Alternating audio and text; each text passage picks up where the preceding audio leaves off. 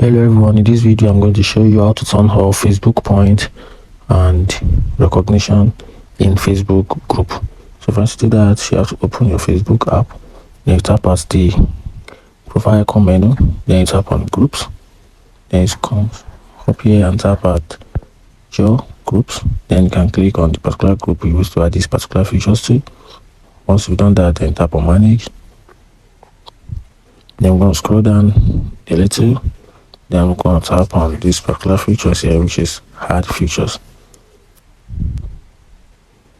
Once we've done that, then I'm going to scroll down a little. Then we'll tap on this particular option, which is contribution. It gives access to people to earn points and in recognition in Facebook group. Then tap on the settings. Then you toggle off this particular part.